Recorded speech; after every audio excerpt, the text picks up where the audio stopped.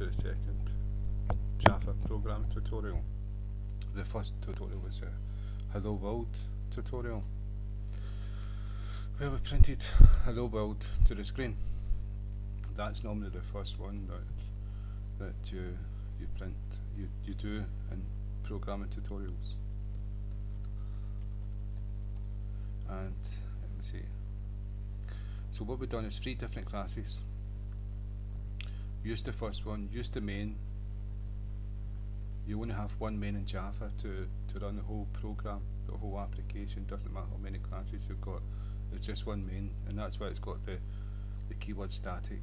It's saying it cannot be instantiated, it cannot be, you cannot make an object of it, a copy of it. It's only one, and that's it, it stays one. What I've put in here is a method, the skeleton of a method, void. I've not put public in front of it because you don't have to, but if you do not put an access modifier in front of it, like public or private or something like that, then by default it will be private.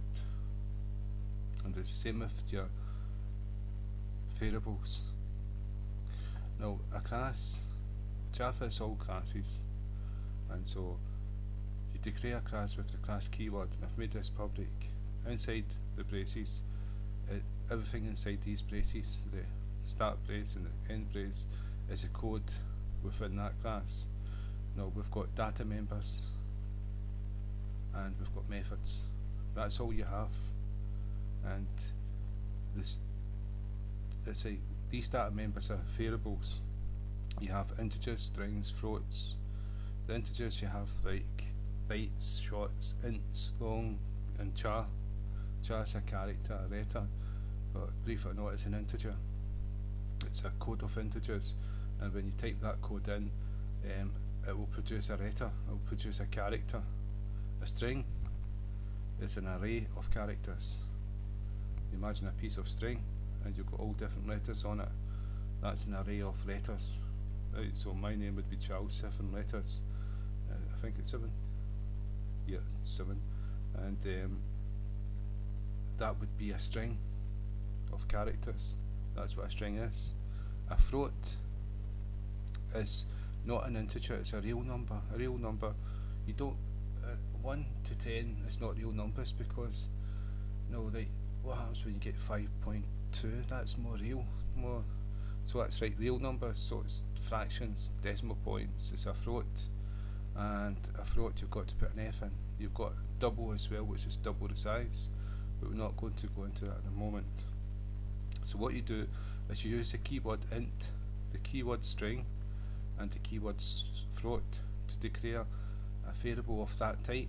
That's a type of variable. Num, we've called it num.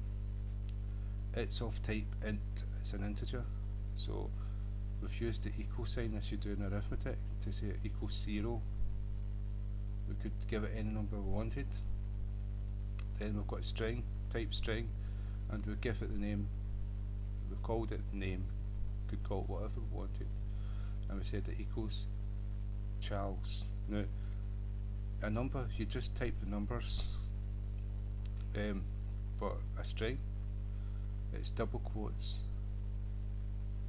either side of the word or the sentence, and that tells Java that this is a string, and that's how it can tell the difference. And so a character, just one character, would be just not double quotes but single quotes on that character. And a float is a fraction, so we called it fraction. We said, we'll give it a name, we'll give it a fraction. And 32.03 is a float, and with a float you've got to put F after it to allow the compiler to know that it's a float. It's going into the variable called fraction, not a double. And so, and this is a method, void. We'll go into that in a later tutorial. We're saying void because we're not going to do anything. This keyword is for returning something, a method. We're saying void because nothing gets returned. But if this method returned an integer, would say it wouldn't be void, it'd be int. See, return type of method. See, if it was a string, this would be not void, it would be string. to allow the compiler to know what to return, and you'd use the return keyword and whatever you're returning. So that's what's going to be in a string.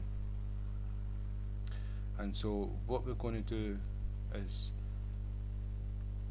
we're going to add Charles to hello YouTube, and the way we do that is with the plus sign and just the name of the variable, and Charles will be printed to screen. Yeah, what's static? Yeah, okay, I'm going to use the word static. This is because I'm doing this in main.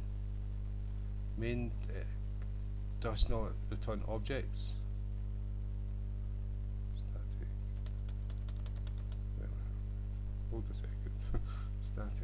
Static here. No, not spelled right. Static now.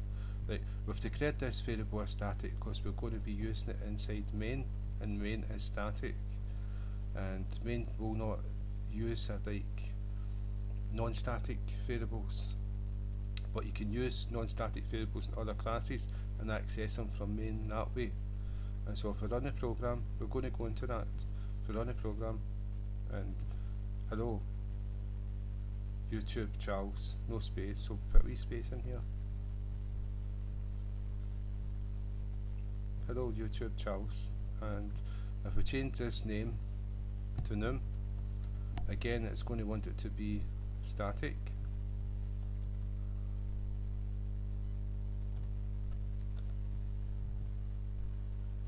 And run a program.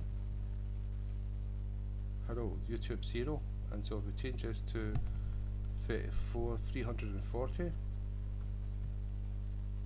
hello YouTube 340. So these are variables, these hold data, and we can access these data, we can print them to screen, plus we can do mathematical equations and different code stuff with them inside methods. And so that's what a class holds. And so the next tutorial we're going to access the second one. No, we're not going to. We're going to look at the if statement, and then we're going to look at the do statement, because we're going to start doing things. So again, thank you for it.